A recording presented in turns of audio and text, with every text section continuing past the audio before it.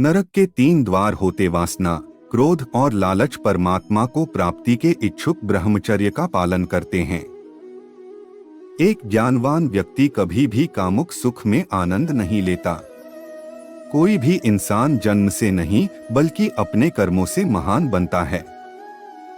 प्रबुद्ध व्यक्ति के लिए गंदगी का ढेर, पत्थर और सोना सभी समान हैं। कर्म मुझे बांधता नहीं क्योंकि मुझे कर्म के प्रतिफल की कोई इच्छा नहीं है। जिस प्रकार अग्नि स्वर्ण को परखती है, उसी प्रकार संकट वीर पुरुषों को समय से पहले और भाग्य से अधिक कभी किसी को कुछ नहीं मिलता है। कर्म के बिना फल की अभिलाषा करना व्यक्ति की सबसे बड़ी मूर्खता है। ये सृष्टि कर्म क्षेत्र है। बिना कर्म किए यहाँ कुछ भी हासिल नहीं हो सकता। जो मन को नियंत्रित नहीं करते, उनके लिए वह शत्रु के समान कार्य करता है। जो दान बिना सत्कार के कुपात्र को दिया जाता है, वह तमस दान कहलाता है। अपने अनिवार्य कार्य करो, क्योंकि वास्तव में कार्य करना निष्क्रियता से बेहतर है। सदैव संदेह करने वाले व्यक्ति के लिए प्रसन्नता ना इस लोक में है, ना ही कहीं और। फल की अभिलाषा छोड़कर कर्म करने वाला पुरुष ही अपने जीवन को सफल बनाता है। जो हुआ वह अच्छा हुआ, जो हो रहा है वह अच्छा हो रहा है, जो होगा वो भी अच्छा ही होगा। मेरा तेरा छोटा बड़ा अपना पराया मन से मिटा दो, फिर सब तुम्हारा है और तुम सबके हो। मन की गतिविधियों हो, श्वास और भावनाओं के माध्यम से भगवान की शक्ति सदा तुम्हारे साथ है।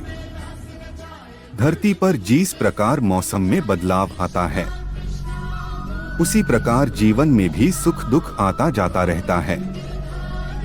लोग आपके अपमान के बारे में हमेशा बात करेंगे। सम्मानित व्यक्ति के लिए अपमान मृत्यु से भी बदतर है। आत्मज्ञान की तलवार से अपने हृदय से अज्ञान के संदेह को काटकर अलग कर दो। उठो, अनुशासित रहो।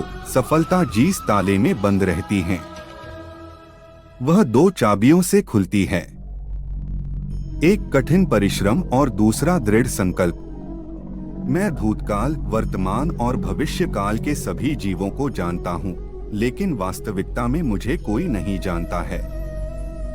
जो दान कर्तव्य समझकर बिना किसी संकोच के किसी जरूरतमंद व्यक्ति को दिया जाए, वह सात्विक माना जाता है।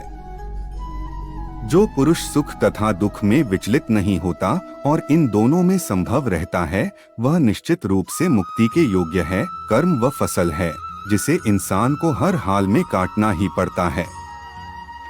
इसलिए हमेशा अच्छे बीज बोए ताकि फसल अच्छी हो।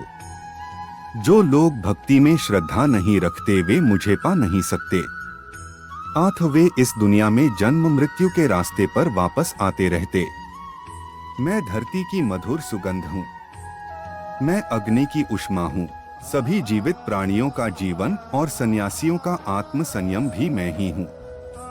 वह जो सभी इच्छाएं त्याग देता है और मैं और मेरा की लालसा और भावना से मुक्त हो जाता है, उसे शांति प्राप्त होती है।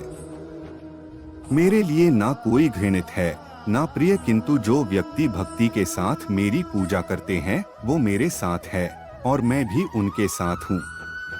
मनुष्य को जीवन की चुनौतियों से भागना नहीं चाहिए और ना ही भाग्य और ईश्वर की इच्छा जैसे बहनों का प्रयोग करना चाहिए। दोस्तों, आपको यह वीडियो कैसी लगी कमेंट में जरूर बताइएगा और श्री कृष्ण के लिए आज चैनल को सब्सक्राइब जरूर करिएगा। धन्यवाद।